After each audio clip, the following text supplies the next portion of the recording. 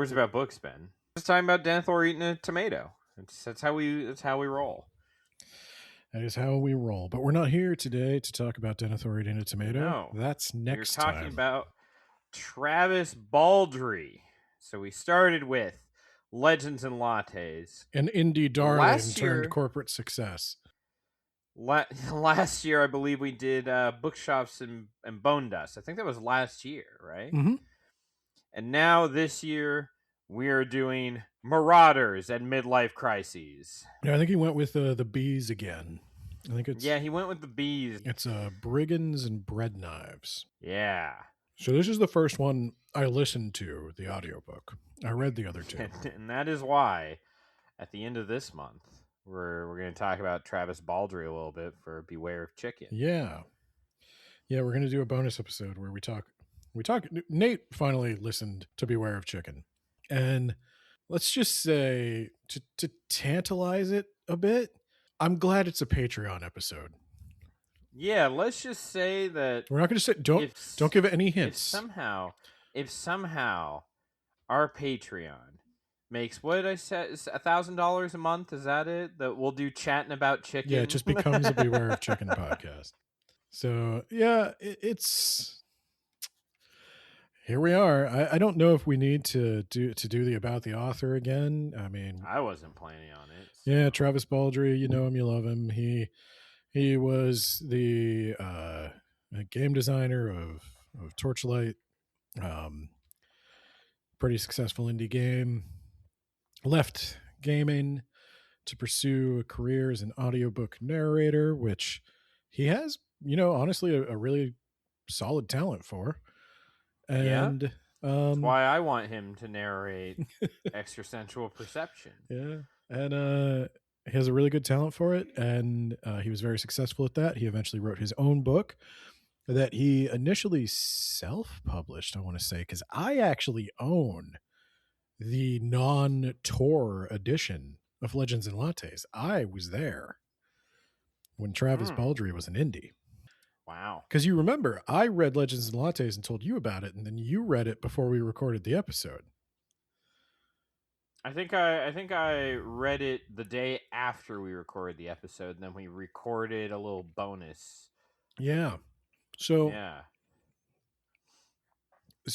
I remember it was I haven't seen that in a long time, unless it's like with somebody like Andy Weir with the Martian, where he was doing that on his blog, and then it got picked up by a major publisher. So, Travis Baldree just had such an amazing success with Legends and Lattes that he got... Yeah, publish us, Simon & Schuster. He got picked up, and then I think we talked a little bit about Bookshops and Bone Dust.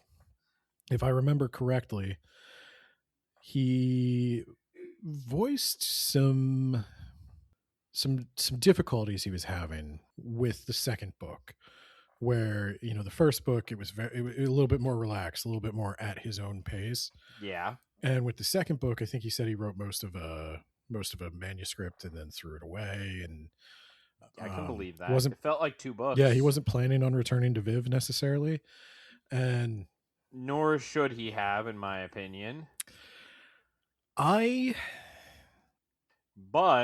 the question is, what do you return to? Do you just have a series about a new entrepreneur making a shop every single book? The thing is, and I might get crap for saying this, I think this cozy genre, and I'm going to lump Beware of Chicken into this,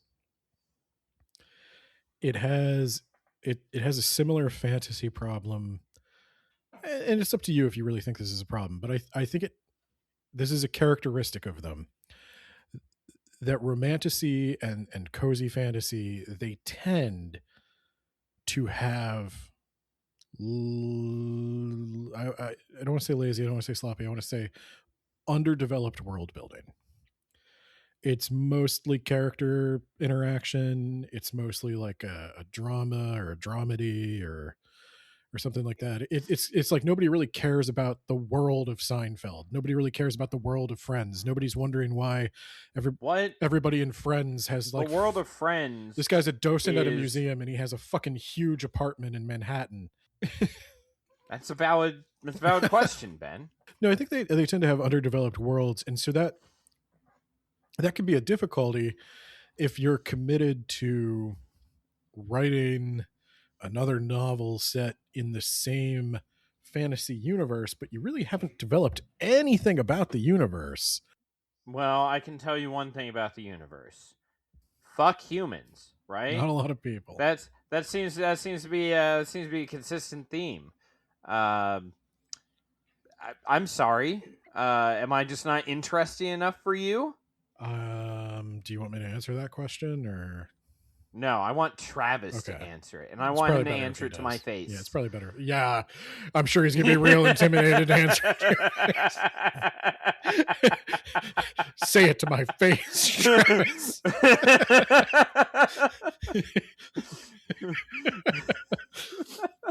That's how Nate got beat up by Travis Baldree and insulted. And I think he took some food out of Nate's fridge and just ate it in front of him. No, but I think that's part of a problem, is because I don't know anything about this world. It's a generic D, and it's Faerun. It's just generic D&D world with fewer humans because he didn't really care about humans. Yeah, there seems to be no humans. So there wasn't really a lot to.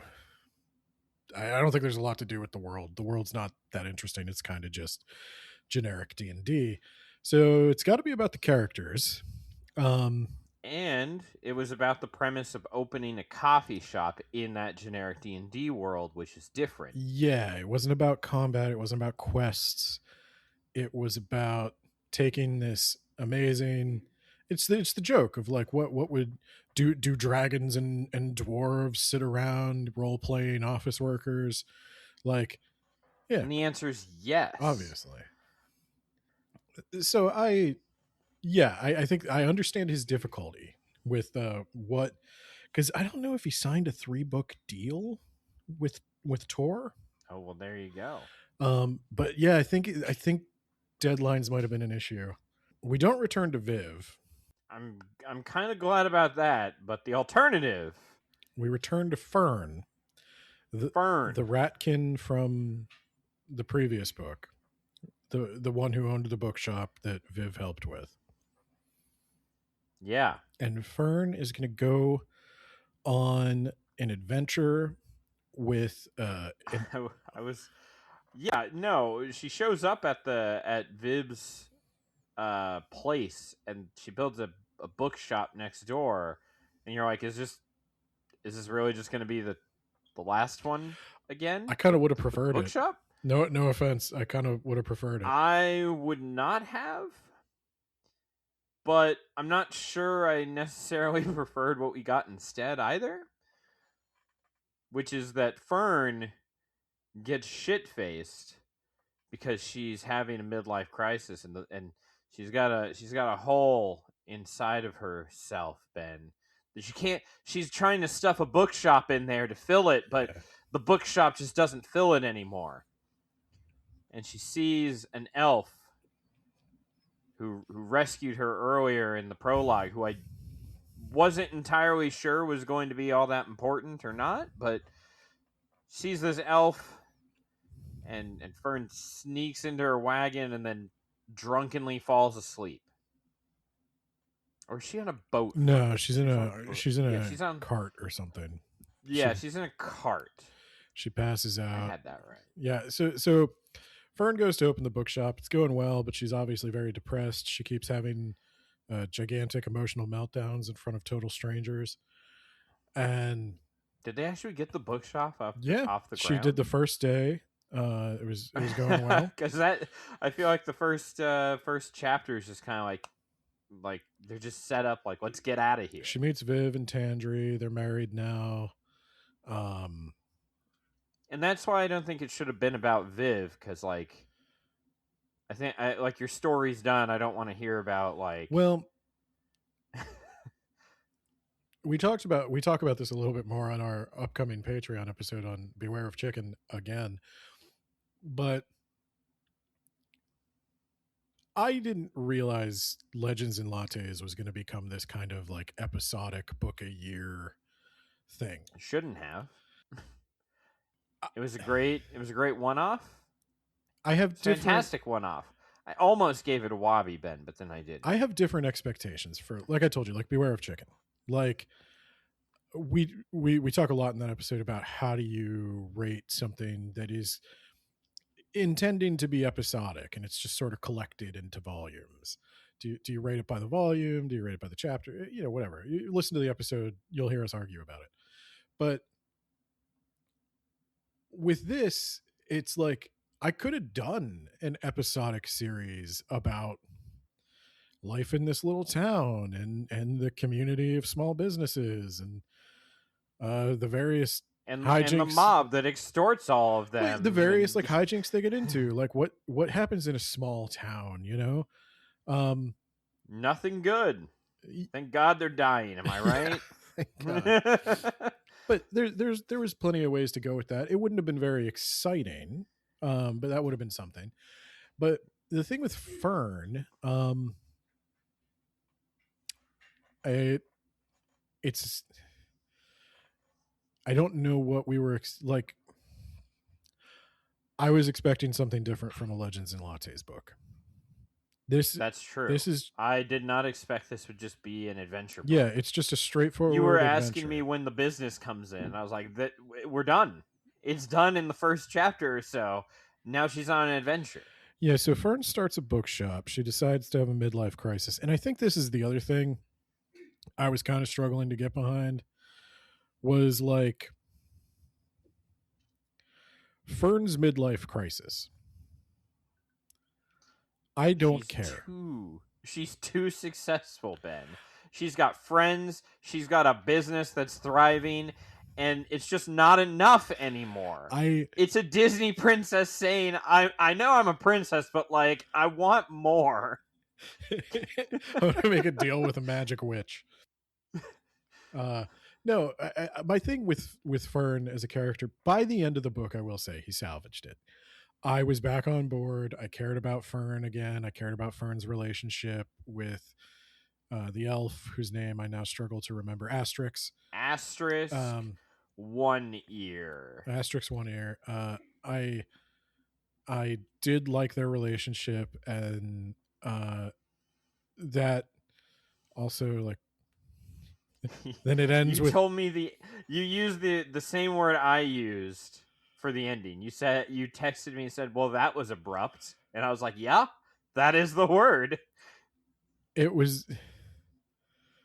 The end is boy, I don't know what to do with that.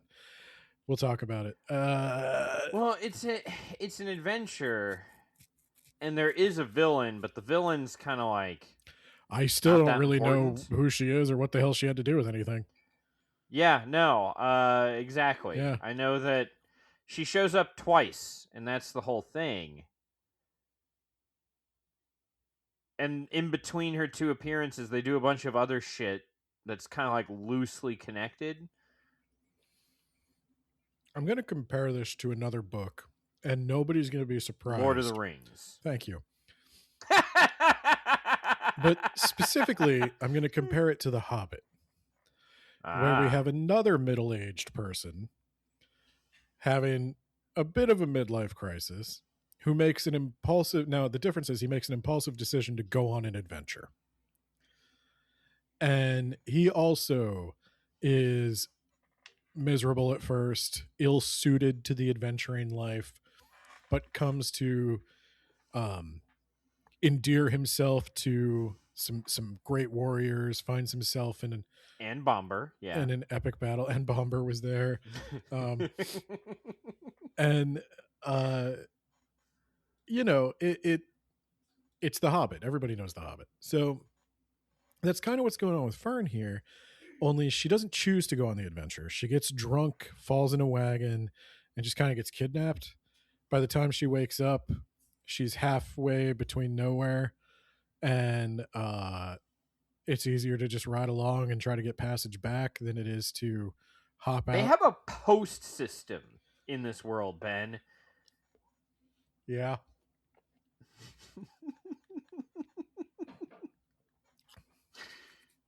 It's look, I'm not going to fault it. This isn't the problem. No. That just shocked me. The problem is I want to compare it to The Hobbit because it hits so many of the same emotional beats as Bilbo. And I'm trying to let's compare it to The Hobbit. I'm trying to talking about Tolkien. I'm trying to think of why Bilbo works for me and Fern doesn't. Why do I find Bilbo's story more charming than Fern's? And I think, though there are times Bilbo says, "Oh, what am I doing here? I don't belong here. I'm in way over my head. I should never have done this." The difference is he's not constantly feeling sorry for himself and just constantly running an internal monologue where he's like, "Oh, Viv, I'm so sorry I abandoned all my responsibilities. I shouldn't have done that. I'm so sorry. I'm so sorry. Well, we're at the next town. Do you want to go back?" "No, I'm not going back, but I'm so sorry, Viv. I've written you reams of letters, Viv, about how I abandoned my elderly pet with you and my bookshop, and I hope you're running it well. I know you didn't ask for that, but like, I'm so sorry. I'm not going to mail any of these letters, by the way. The one letter I'm going to mail I think is she did mail. She mails one. I'm alive. Be back later. And it's just, I think part of what got Travis Baldree so much attention early on is he's very good at creating like a little bit of a heartwarming story. Like Viv, I don't know too many men who write a decent sapphic romance, for example, but Tandri and Viv really work, in my opinion, for what it's worth. And similarly, Viv's relationships with the baker and the carpenter and her former adventuring party, he's really good at creating these emotional moments. In this one, it was just like, you're just trying too hard. It's that thing where it's like, you can't just have characters say I'm sad. That makes me angry. But he's got a quirky goblin, Ben. Would that change your mind? A quirky goblin? Trying too hard to be quirky. I'm sure he has sold like a billion plushies of the quirky goblin. But that's the thing, right? It reads like that. It reads like merchandise? Yeah, it reads like you were trying to write a toy.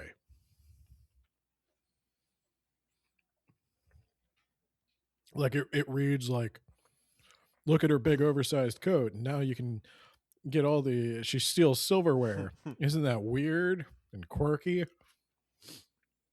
And it's like, his voice acting helps a lot. I mean, yeah, there's one voice that's always annoyed me. Is it the goblin? The goblin doesn't help. The gnome, he's used that voice for a few people. The gnome from Viv's party, whenever he busts out like a screechy New York accent, Brooklyn, yeah, it's like, oh God, stop. Yeah, he does. It hurts. Yeah. Well, that's just a grating accent, though. I mean, that is how they sound. Yeah, that's fair. That's fair. Or maybe it's like a Jersey accent. So, well, also the issue that I had, I don't know. I never felt like Bilbo was doing side quests during his quest to the mountain. Well, the thing though is he absolutely Merk, it didn't feel like it though, you know? I guess that it felt more integrated somehow. The goblins kept coming back after he met him in the mountains. I guess the trolls were Well, definitely the like, trolls is where they get their swords. oh, there you go. And all the stuff in Mirkwood, I mean, That eventually comes like back. It all comes back at the Battle of Five Armies. yeah, maybe that's what he needed. He needed all these characters to come back because they meet like a mage. He's like, I'm gonna take your bounty, and they kick his ass, and then he's like, well, that's a whoopsie on me. And I thought, okay, here's their new traveling companion, and he's like, and you'll never see me again. I shall disappear forever now. And then there's a really suave Ratkin. Yeah, he weirdly enough shows back up. I didn't expect that. No. He reminds me, I'm going to send you a clip if I can find one. There is a gentleman thief character in Murder, She Wrote. An older gentleman that flirts with Jessica. And that's what this rat reminded me of. And there's like a warlord that's extorting a town, and then also he has mercenaries that also work for him, and the goblin figures it out because the mud on their shoes isn't from mud around here. Oh god, I forgot about that one. I had to read, and they're like, okay, good job, we managed to solve that problem. Let's get far away from here in case the warlord decides to send his minions after us. And we never heard from him again. So here's another thing. To give you the outline here, and we'll zoom in on specific points, but the outline is, yes, she runs away. She teams up with Asterix One Ear. Asterix One Ear eventually says, you know what? Hey, I like you. They don't like each other at first. Yeah, they don't like each other. Yes. Well, she doesn't like anybody. She's a bit of a loner. But she opens her heart up. She's been around for 900 years with her fucking elf lifespan, just lording that over us. Let it go. Yeah, I'm sorry. No.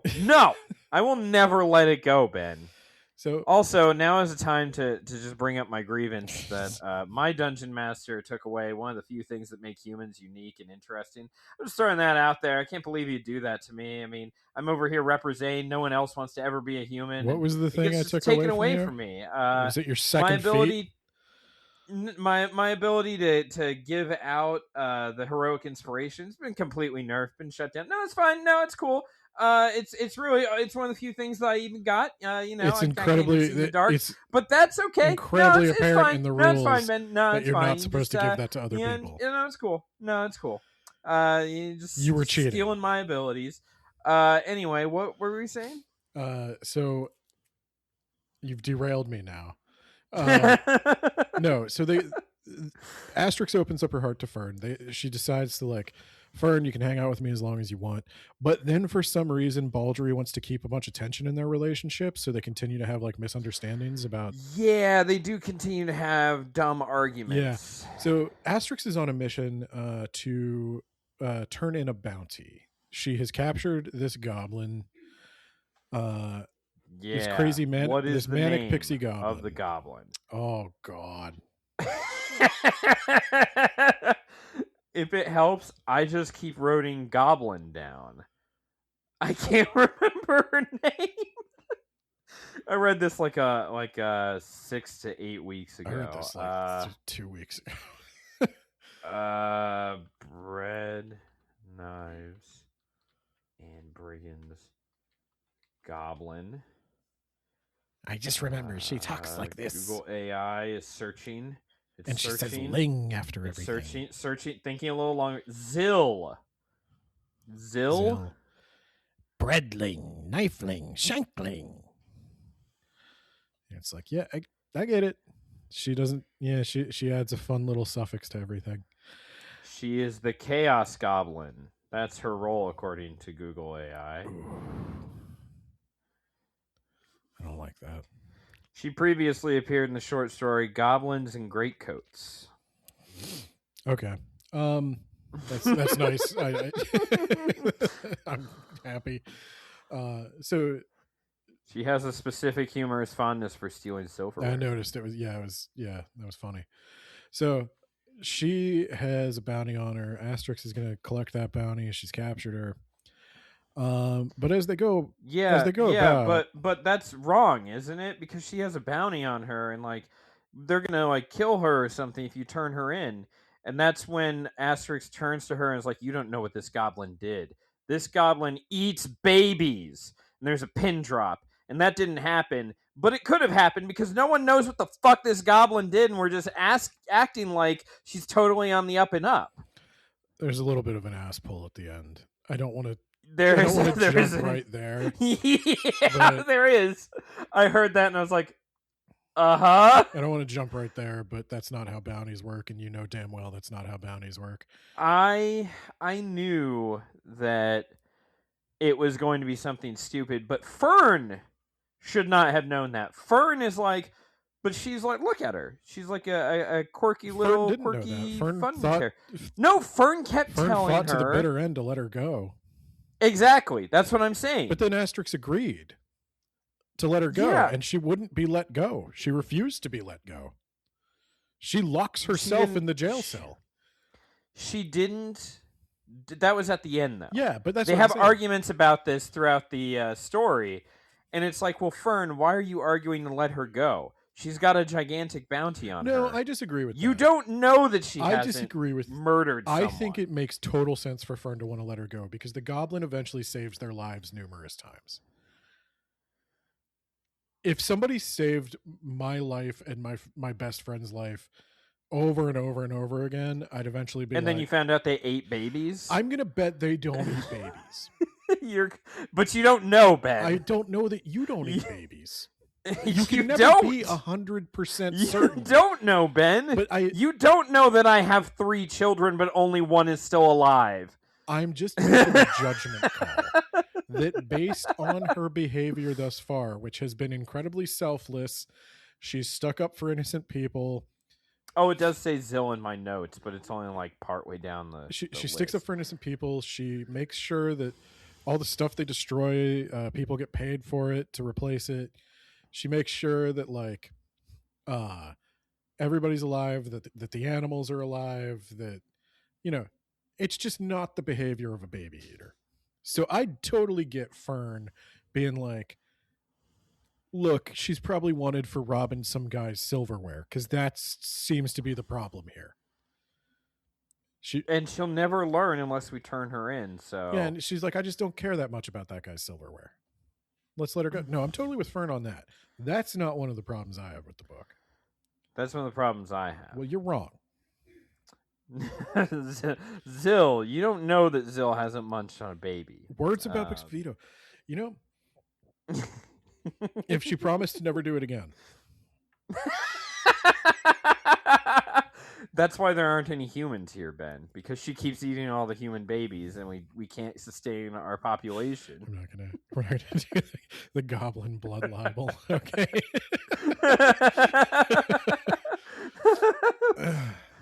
So yeah, they go from town to town, and that's sort of the plot of the book. Now, it's like you said, they a lot of this is like very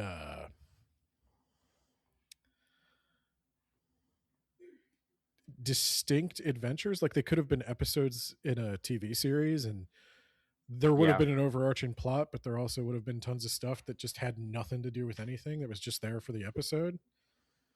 Yeah. And I just wasn't expecting that. And I think he can't, part of the trap he's written himself into here is he can't have a big like Battle of Five Armies thing at the end, because he's the low stakes fantasy guy. Yeah. It can't have stakes.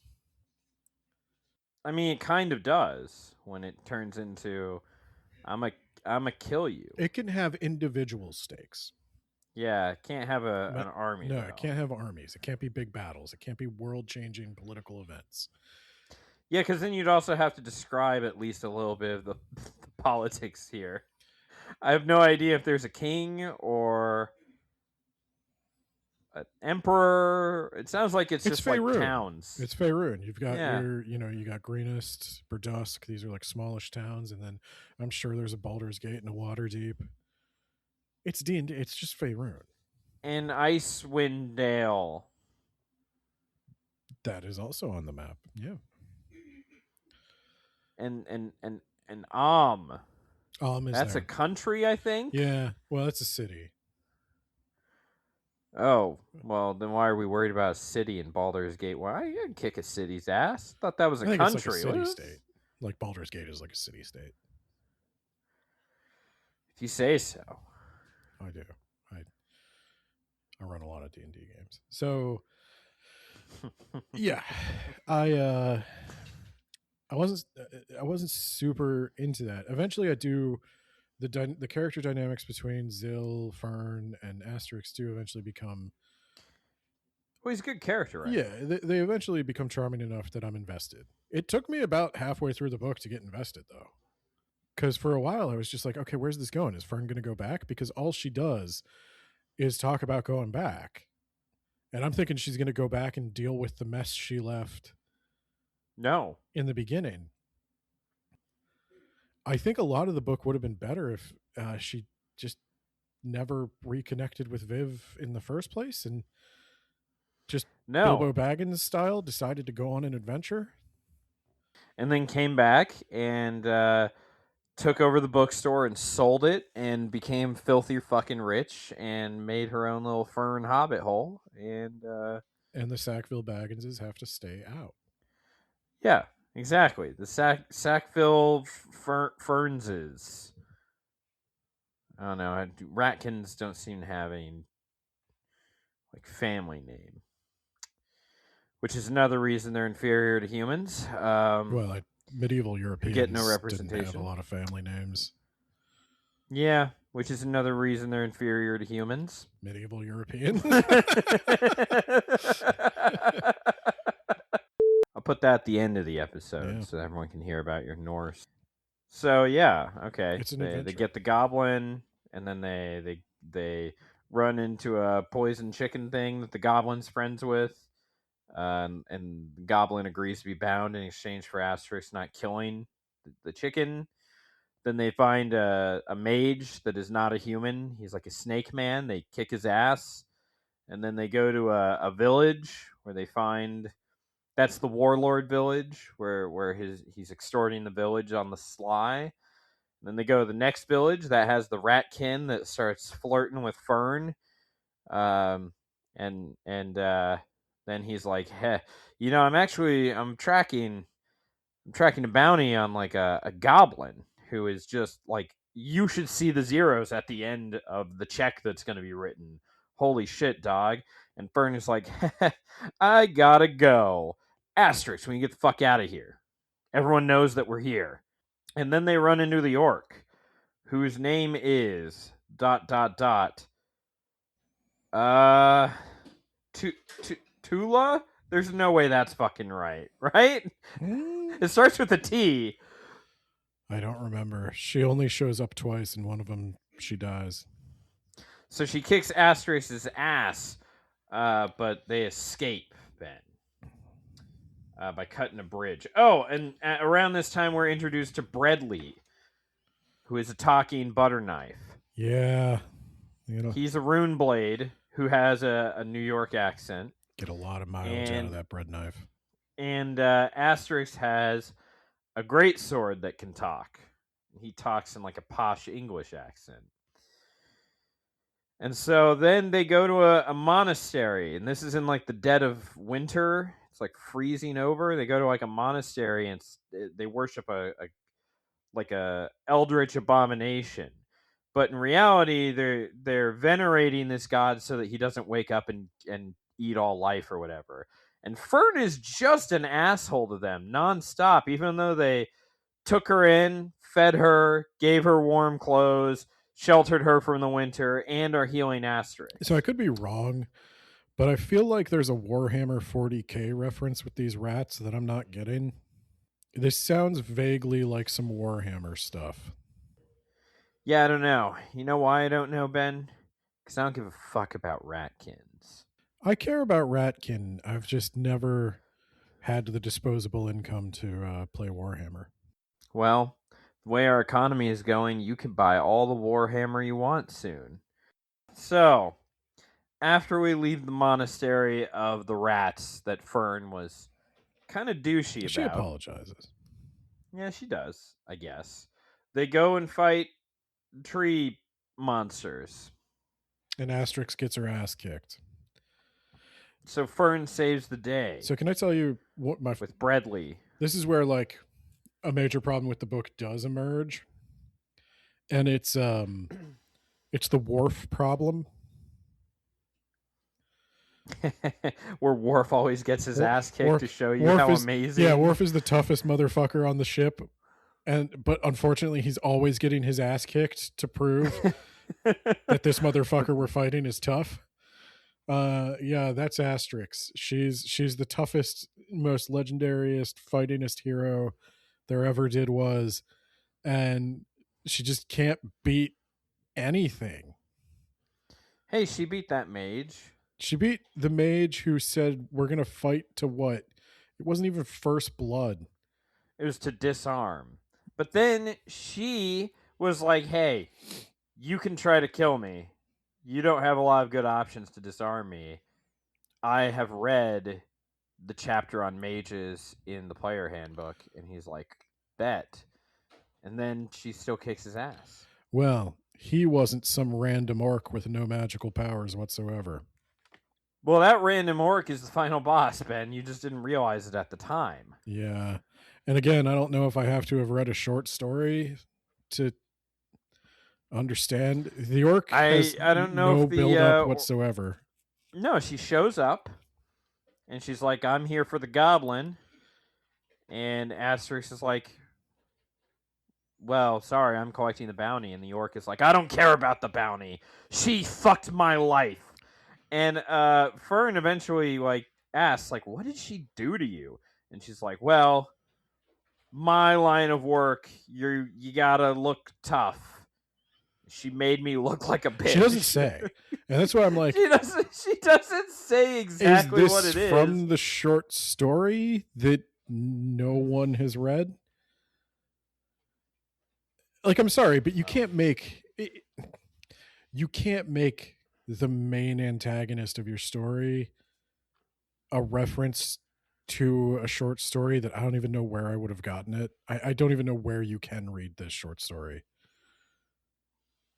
Like, I wouldn't have made a mainline entry so dependent on being like a Travis Baldree super fan.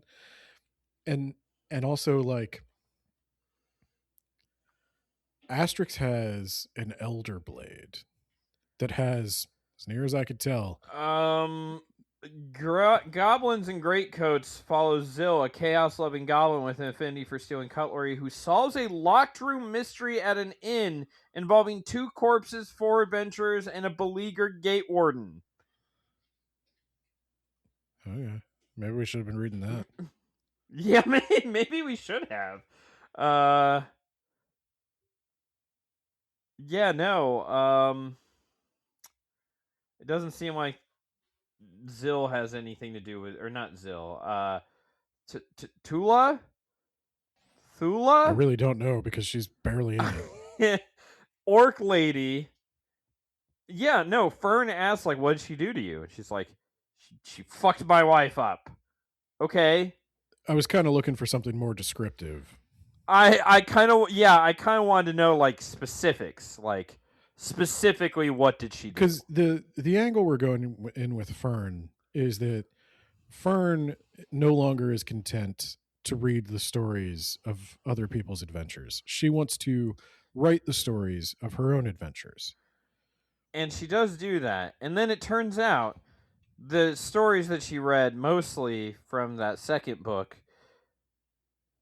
were porn books. And that's what she really wants to do. She wants to shack up with a hot ratkin man. And I don't know what a hot ratkin man entails, because they all look disgusting to me, Ben, because I'm a human and I represent, unlike everyone else in this entire universe, Ben. You and Terry should have gotten along better. I gotta get those episodes edited.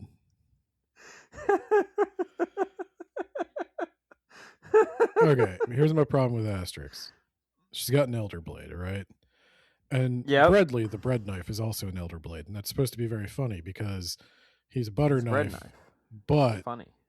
he's also insanely magical and has all these crazy powers, like can't be destroyed, can't be chipped. He talks. He talks a lot. But Fern manages to like hammer Bradley into a rock like a chisel and blow up a bridge. And when Asterix One Ear is fighting with her proper longsword Elder Blade versus, again, random orc whose life was ruined by this goblin. Tula? Is this right? The Elder Blade does nothing. It does nothing. Sting is more impressive. Hey, it glows when there are goblins nearby. When it cuts through things that other I'm trying to blades figure out who couldn't the cut through. orc is, and it said Viv, and that is not correct. So Asterix is always getting her ass kicked, despite being the fightingest badass. Well, she got injured from that battle with the orc. After the fights after she's injured, I kind of understand, but how she got so severely injured in the first place is like. It was a very impressive orc. It wasn't. Asterix has been around for 900 years, but this orc, Tula, she's a fighting badass. She's a bigger fighting badass than anyone else, Ben. Yeah, it doesn't really make sense. I guess the thing is where she's like, in this business, reputation's everything. It's like, well, shit, you almost killed Asterix One Ear. Yeah, why do you have a bad reputation? What did she do to you? She fucked my world up, Ben. That's not an answer. It's not an answer. Did she publish your nudes? What is this? Can you fucking imagine? I'm trying. I am imagining. Because, like, what could she have done? Oh, it is Tula. Tullah, the orc barbarian, who is an incredibly effective villain, hunting Asterix relentlessly for destroying her brigand band. That is not why she is hunting Asterix. That's not what happened. Did we read the same book, Mr. Reddit person? She's hunting the goblin. She's hunting the goblin. She actually was going to spare Asterix. She was like, I'm going to fight you because you're the kind of person who won't just let me take the goblin. It's not important. At the end, it's not important. I actually would have preferred if she were in the book more and actually were relentlessly hunting them. Like the Nazgul. Yeah, and that's why I said, like, to make a super unfair comparison to the greatest fantasy novel ever. I wish Tula were more like the Nazgul. I just wish it were more like Lord of the Rings, as I do every book we read, to be fair. But yeah, so skipping to the end. I'm going to skip to the end now. All right. They managed to survive the battles with Tula, largely because Zill steps in, risks her own life to save them. And Bradley was there, and Bradley tears through all of Tula's armor like it were made of bread. Why couldn't her longsword do that? Because she could never create an opening, Ben. That doesn't make sense. But now that she has an opening, how is it tearing? She stabs him with a butter knife. How is it tearing through armor, but it can't tear through a sword? Because the sword. Why is this lightsaber rules? Yeah, you know what they really should have done is maybe she had a magic sword, Ben. We don't know. Anyway, Ben, so he tears through her armor with a butter knife. I don't care about this. And Tula is dead. Yeah, she dies. So she's dead. Yeah. So Asterix kills this lady, and it's a big emotional moment. Fern was a proper squire. She assisted on this adventure. They killed the orc, and at this point Asterix and Fern have their like final argument about what they should do with Zill, and Asterix is like, I'm not going to turn her in. And Zill's like, oh no, Shankling, turn me in, Ling. And bibbity bobbity. And then so she gets turned in. she gets turned in. They walk into the bounty place. I guess it's a jail. Like they walk into the local sheriff's and they're like, "I got a bounty. I guess anyone can post a bounty to have anyone kidnapped for any reason." Yeah, Um, that's how that works. It's like the wild, wild, fancy West. yeah. So she's arrested. She sits in the jail cell. Well, she arrests herself because nobody knows what the hell's going on. And then they call the lawyer who filed the bounty because there's a lawyer who files bounties. That's right. I forgot about him. And my notes become progressively less detailed. We start out and I'm like trying to take a note at every plot point, and then at the end there's like 5 notes for the entire last half of the book. So the lawyer comes in and he's like, "Yep." And then he turns to Zill and he's like, "Is everything in order?" And Zill's like, "Yesling." And hippity poppity, you are my property. Oh God. And then she signs some paperwork. They give Asterix the money, and Asterix is like, "Wait, you put a bounty on yourself?" And she's like, "Yeah, I put a bounty on myself." And Asterix is like, "Why would anyone do that?" And she's like, "Well," she's like, "You could have just hired bodyguards." That was my question, so I was glad Asterix asked that. And the goblin goes, "But Asterix One Ear wouldn't come for a bodyguard job." And I'm like, well, first off, why wouldn't she do that? I don't know why she wouldn't do that. I don't know anything about her, I'm realizing here at the end. And then second, that's just not how bounties work. Didn't seem to matter though. Asterix got her ass kicked one of the 2 times. I mean, yeah, well, and that was the second. So that's not how bounties work. And then the third thing is Asterix isn't that good at this. How do bounties work, Ben? If Asterix, okay, if the person she was paid to kidnap and the person she accidentally kidnapped hadn't decided to become her best friends and help her out, she'd be dead in a ditch. They literally carry her to like medical treatment. And then Fern has to step in and fight for the tree monster because Asterix is trying to fight while she's injured. I just she's not that good. I think Viv would have been better. Well, yeah, but Viv has a coffee shop and a wife. And so then Asterix is like, "Well, Fern, here at the end, you've been my squire, and I'm going to get down on my knees and beg you to come with me. And let's go and adventure together, just like you said you wanted in your midlife crisis." And Fern's like, "No." And Asterix is just like in tears, and Fern's like, "I'm going to say the hardest." This is another one where it's like, you're telling me it's emotional, but I don't quite understand why anybody's doing anything here. She's like, "I have to do something," and what she has to do, instead of fulfilling the arc of the book. And like, you could tell me like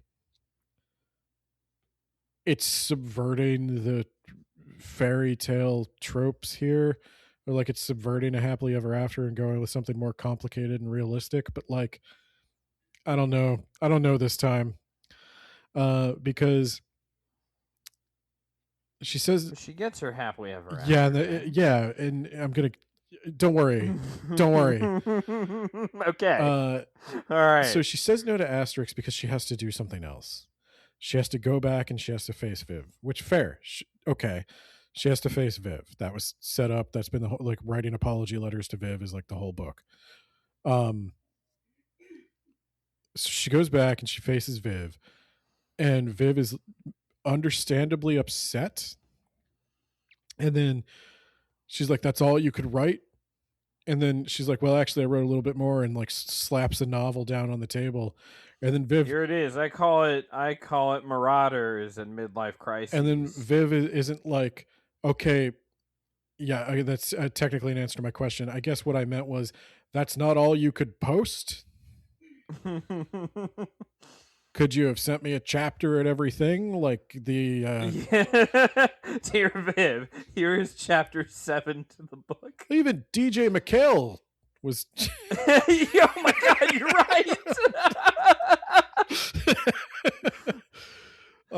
So Viv reads this stuff and she asks questions. She eventually forgives Fern. She's like, I just want you to be happy, man. I don't really care if you run a bookshop. The bookshop, we actually kept running it while you were gone, and it's become very profitable, and you can't have it back.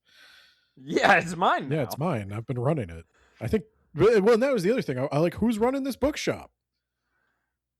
It's not Probably Viv, because Viv's in the coffee shop while the bookshop's open. Well, I assume it's Tandry. Tandry is like a great business manager, so she probably just manages the LLC that controls both the bookshop and the coffee shop. Nate, I'm not even joking when I tell you everything you just said is more interesting to me than this book. That's what I want to know.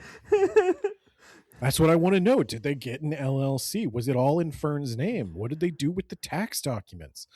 You know, like T&V LLC, and they had to wait 30 days in order for the sheriff to declare that Fern was dead. That letter kind of screwed things up and pushed it back a little bit. Well, we burned the letter and we had you declared dead because we needed to file paperwork.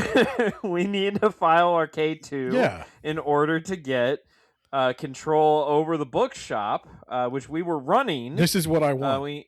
Everything you're saying is what I want. I'm not even joking.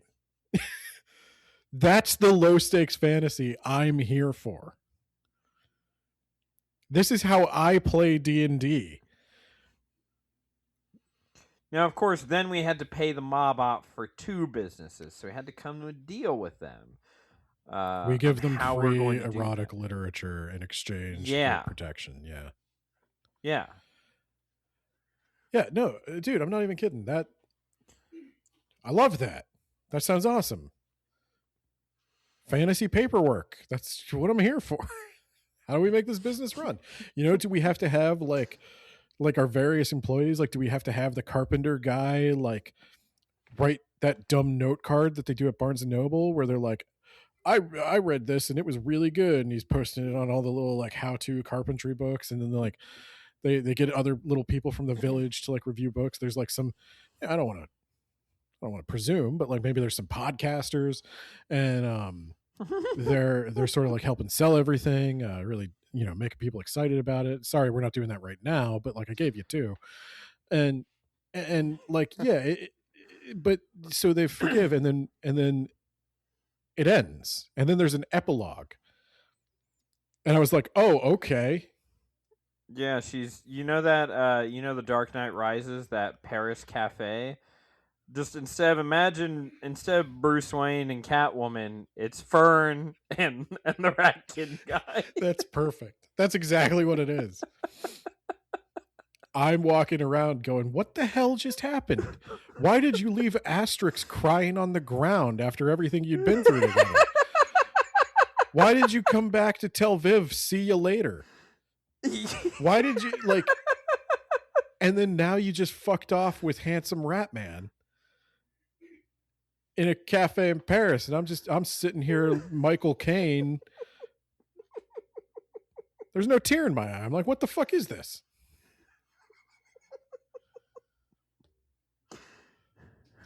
And so, yeah, that was my reaction, was like, what was the point of this? You spend the whole book. This is like if Viv and Tandry just shook hands and moved to separate towns at the end.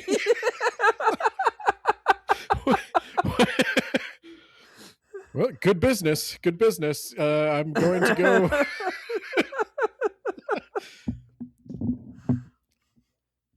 I to say I was unsatisfied with the end would be an understatement. I felt like they just the relationship that was built between Fern and Asterix, like I'd have been fine if they can.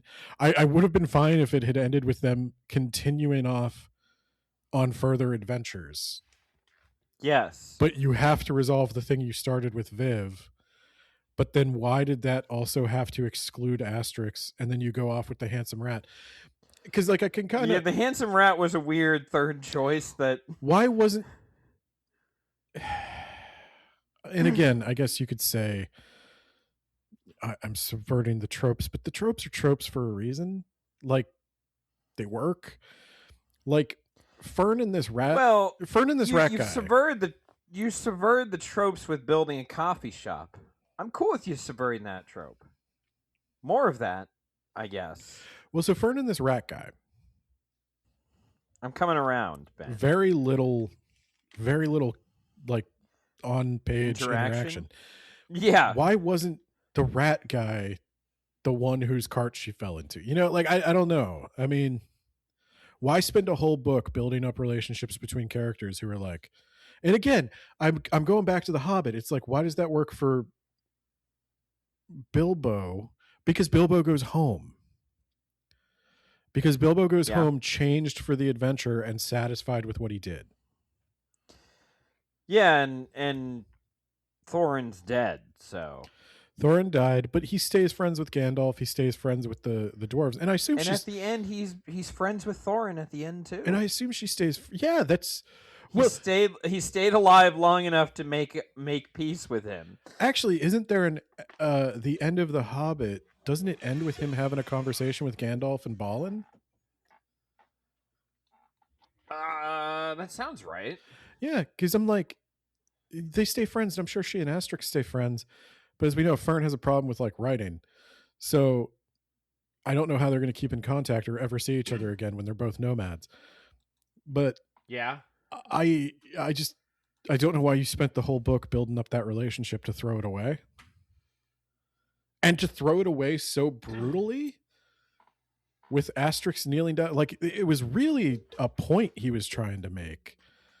Because he went so far as to have Asterix kneel down. Asterix, who has been like, Asterix's arc is, I'm a loner. I don't need people. People get in my way. I've lived for 900 years. I'm sick of having attachments that fall apart. And then slowly through being with Fern, she's like, I don't want to be alone anymore. I want to travel with somebody. I could use a friend. Fern, do you want to be my friend? And then Fern's like, no, that's not what this was. I'm going to go talk to I already reserved my midlife crisis, so that's really what it's like. Actually. It's like, I did my midlife crisis. You go do yours. Okay, that's a you problem. I'm going to go talk to my real best friend, Viv, and then I'm going to go see what that hot rat guy's doing. That's what I'm joking, obviously, but that's what that felt like to me.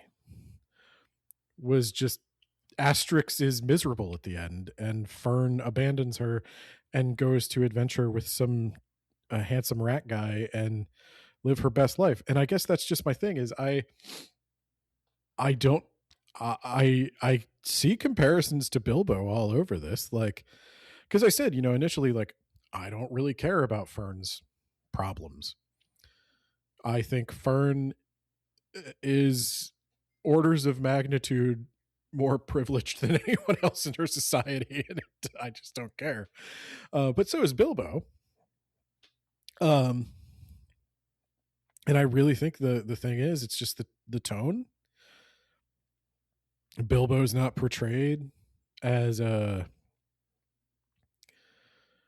modern person sort of interrogating their own emotions with like the insight of modern therapy, like cognitive behavioral therapy techniques. And that's all Fern does. Fern's just like, I just don't know why I'm not satisfied. I just don't know why I'm not satisfied with anything. What more do I want? What is this feeling I have that the bookshop is not enough? I'm sick of living someone else's dream. I want to live my dream. It's like, I just show don't tell.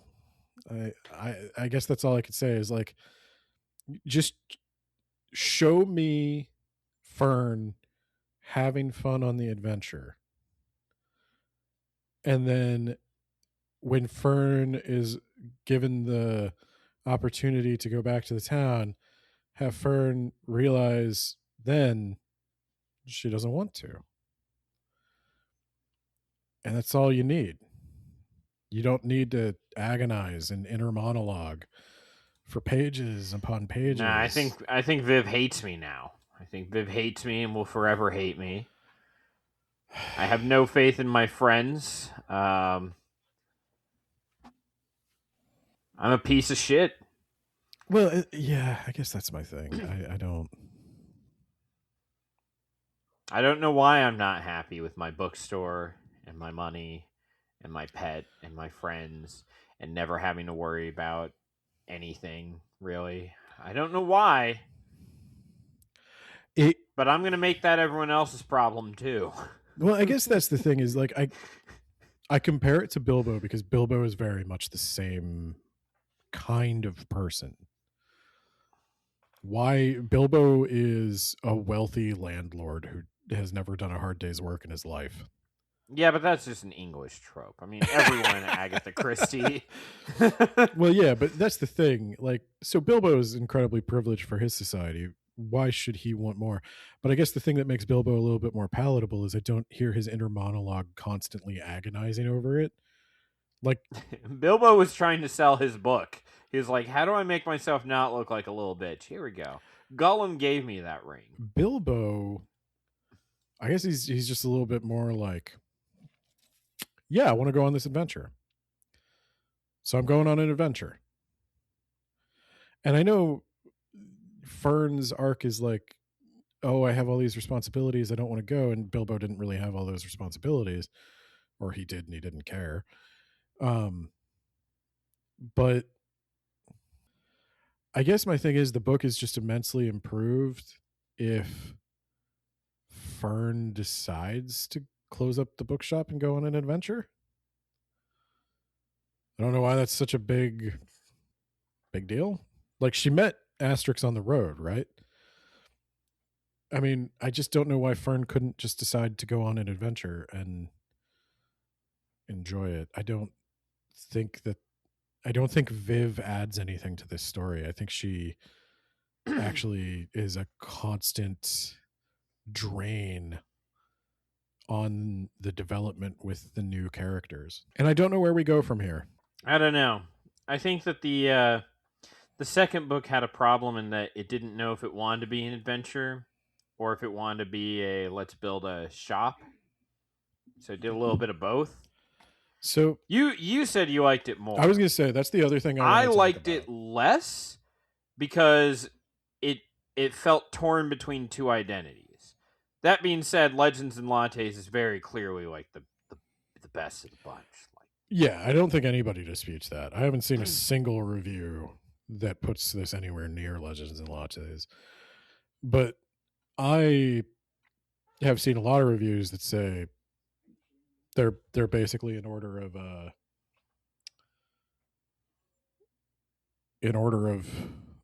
quality. Like, Legends and Lattes, Bookshops and Bone Dust, and then Brigands and Breadknives in that order.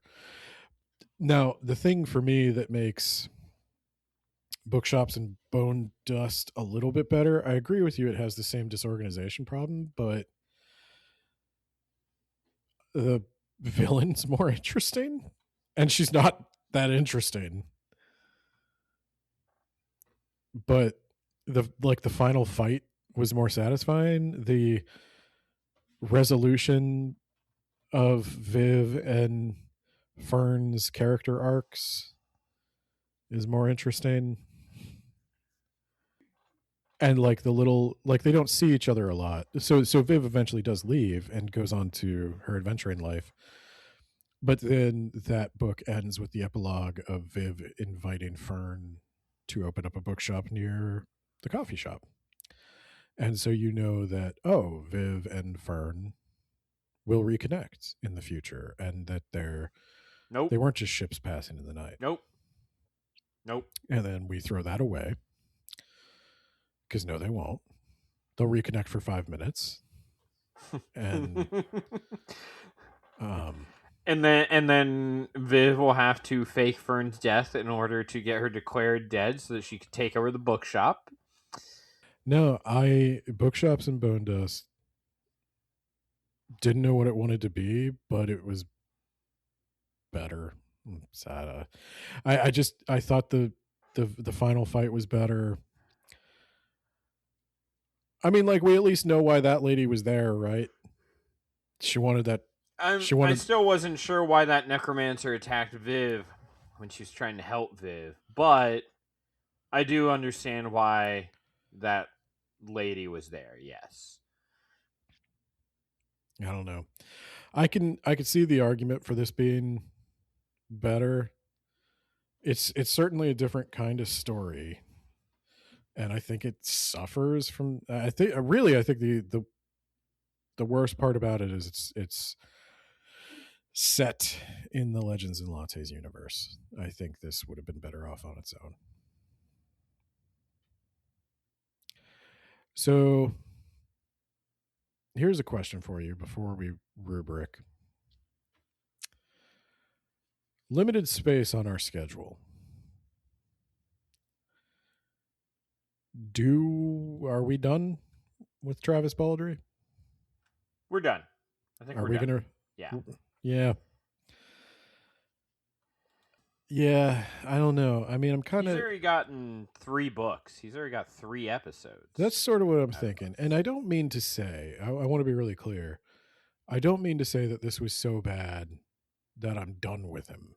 Like, I think he's a bad writer. I don't think he's a bad writer. I think he's a good writer.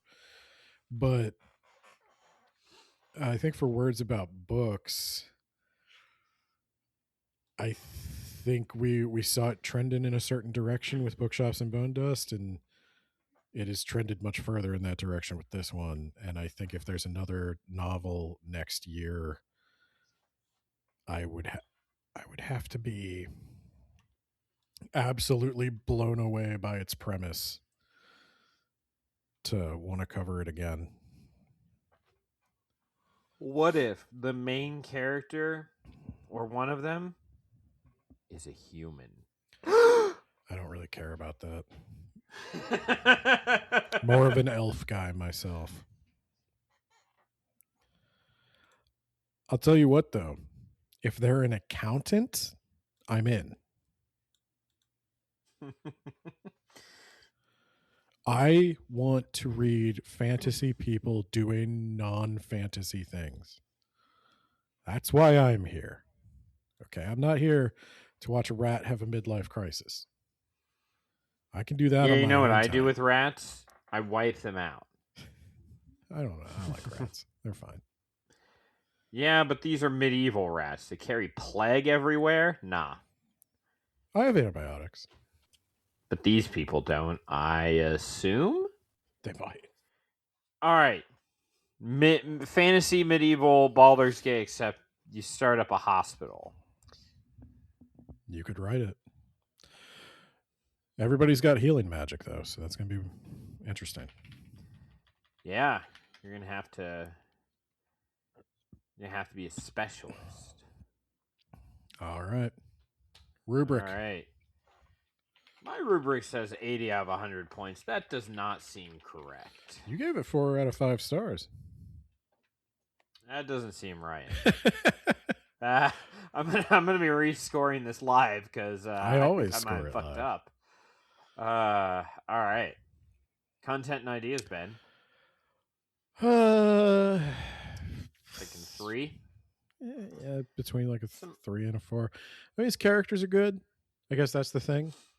That's the one redeeming thing. The plot. Yeah, but we didn't even know who Tula, like her name.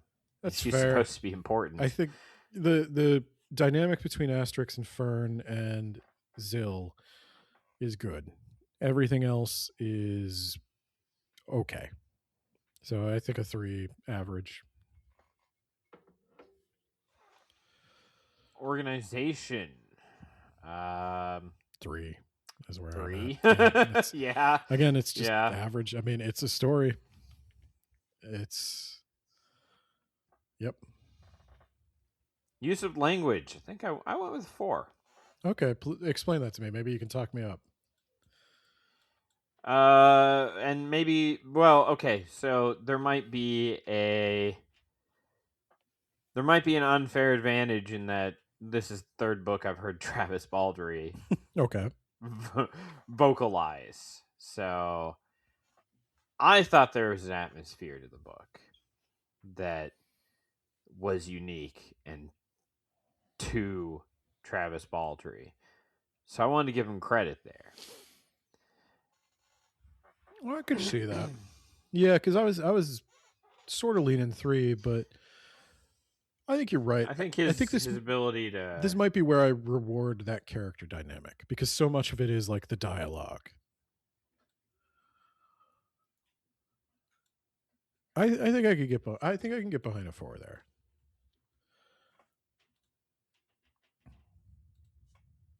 Oh wow, yeah, I put Words About Books podcast 22226. That did not happen.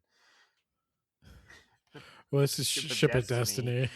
Took 2 episodes more than we expected. Yep. Personal preference, Ben. I went with a 4. I think I'm at a 4. Book, but as much as I'm ragging on it, see, this is the thing. When I say I don't know if I want to cover another Travis Baldree, I might still read it. I would probably listen to it. Travis Baldree is a hell of a narrator. I really enjoy listening to his audiobooks. And if I was looking for something to listen to on a walk. And if you want us to cover every Travis Baldree book, you just need to give us $1,000 on Patreon. If you give me $5, if you give me $3 on Patreon, I'll do it. Wow. I don't care. It's got to be a new subscriber, though. I'll do it on Patreon. But this is really more about like there so many new books these days or series. And if we cover every series we start until it's finished, eventually our entire schedule is just taken up with existing series. I am regretting Thrawn. Yeah. I'm reading Thrawn right now, and I'm like, I kind of want to read Chain of Command, but I have to get through this first. You don't know. You can switch them around. I'm not going to complain. So yeah, I'll probably still check it out, but if it's covered on Words About Books, it might be a Patreon thing because we just got to clear some stuff off the schedule. And I think I'm at a point now where I've said what I want to say about this. But I did like it. I think he deserves every bit of his success.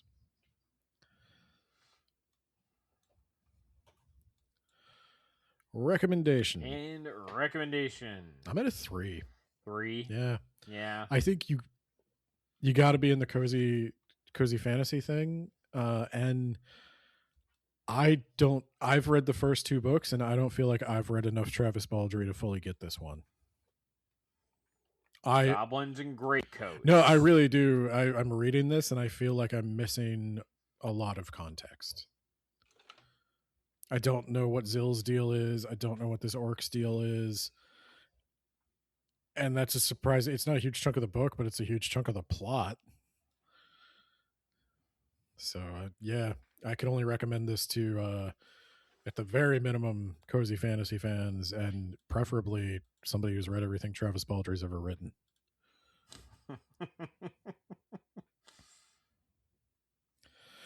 That is a total of 63 out of 100 for me. We did basically the same. And now on the Words About Books rubric, you can export it as a PDF or image right there. All right. It's useful if you have to enter that into a table later. I could make it just auto-populate the table, but that was harder. All right. What are we covering? Next week we're doing the Odyssey. Jesus Christ. You be ready to go with that? I mean, I think I'll be ready to go. I'm about halfway through. Now, I want to know something about you, Nate, before we talk about the Odyssey.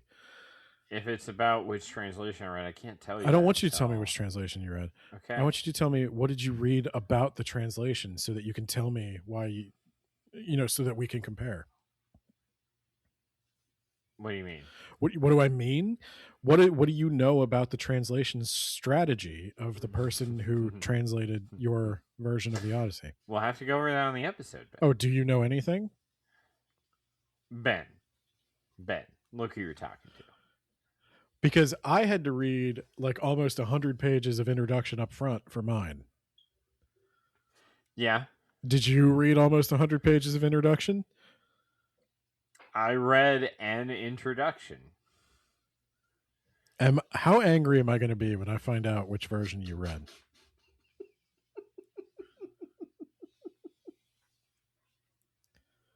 Is there a graphic novel version of the Odyssey?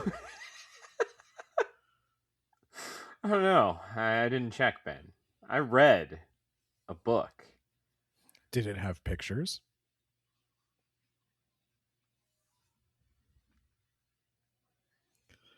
See, that would have been a real easy one to say no to if it didn't have pictures. Now I don't want to say anything, Ben. Yeah, because it had pictures, didn't it?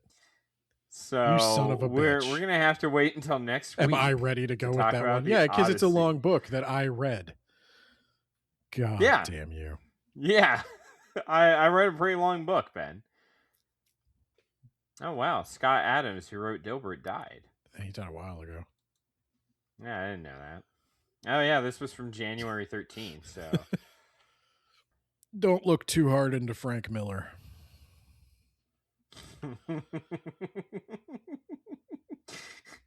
And with that, I think we're going to thank our patrons. Or do you want to do that in post? Yeah. We can do that in post. You want me to do that in post? Sure. All right. Bye, everyone. I have a feeling I'm going to be very mad about the Odyssey.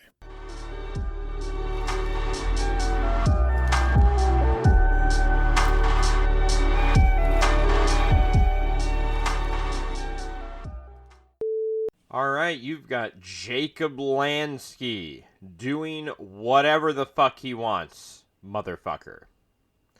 You've got Shy with a Y over on TikTok and on Words About Occult Books. You've got Jamie, the Gravy Man, at ifyouwantthegravy.wordpress.com, where he reviews everything except for books. He's not allowed to review books. If you see any books that have been reviewed in the last year, please let us know so that we can get our lawyer in contact with him. Jamie, I thought this was a thing that we had closed the door on. Don't do this. Don't do this.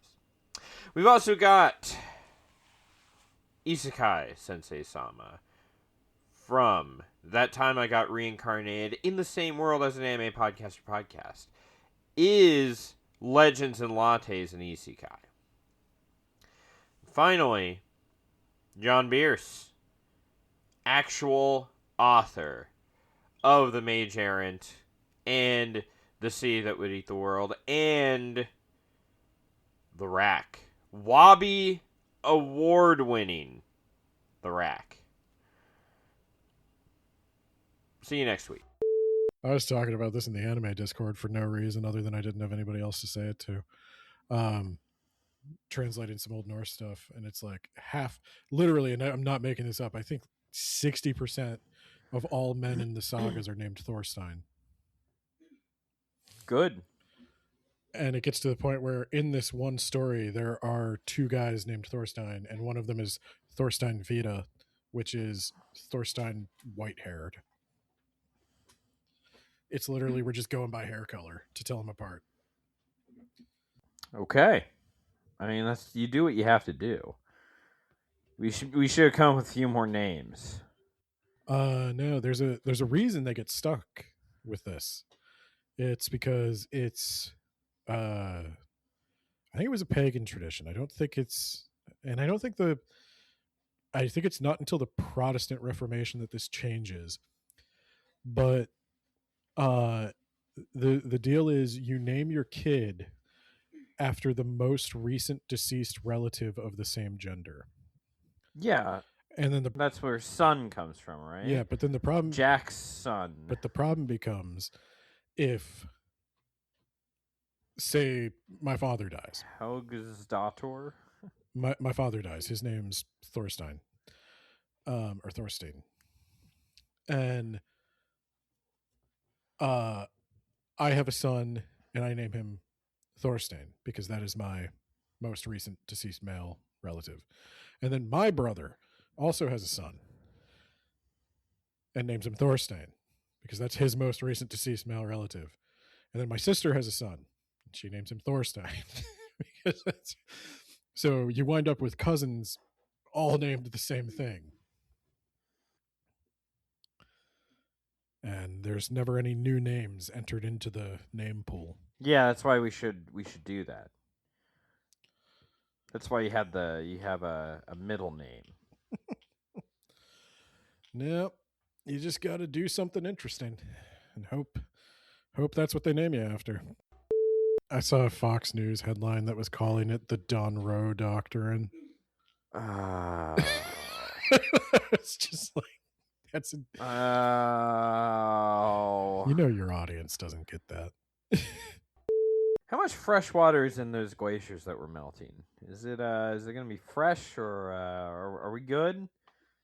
Because we're running out of water, so you're running out of water.